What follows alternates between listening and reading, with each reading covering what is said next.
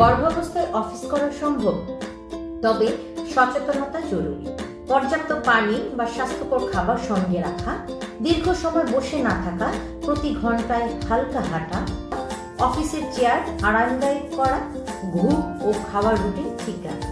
প্রয়োজনে অফিস কর্তৃপক্ষকে জানিয়ে কাজের সময় কিছুটা নমনীয়তা চাওয়া, বেশি স্ট্রেস বা চাপের কাজ এড়িয়ে চলা। আমি শিলা, আমি বলি, একজন মা যদি নিজের প্রতি যত্নশীল হন, তবে তিনি কাজের মাঝেও মাতৃত্বকে সুন্দরভাবে সামলাতে পারেন। আমি নিজেও গর্ভাবস্থায় প্রতিদিন ঘরে তৈরি একটি মিশ্রণ খেতাম, যা আমার ক্লান্তি দূর করত, ঘুম ভালো হতো আর আমার শরীর ও মন রাখতো শক্তিতে ভরপুর। এই মিশ্রণটি শুধু খাবার না, এটা আমার সন্তানের ভীত গড়ার অংশ।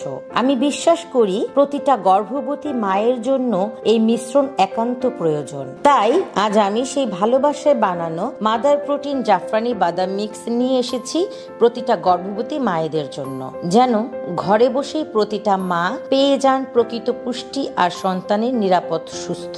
সচেতন বাবা মা হিসেবে দেরি না করে এখনই অর্ডার করুন, সাথে পেয়ে যাবেন আমার পক্ষ থেকে বিশেষ উপহার 1 গ্রাম ইরানি জাফরান অথবা 500 গ্রাম লিচু ফুলের মধু অথবা 200 গ্রাম খাঁটি গাওয়া ঘি। ধন্যবাদ।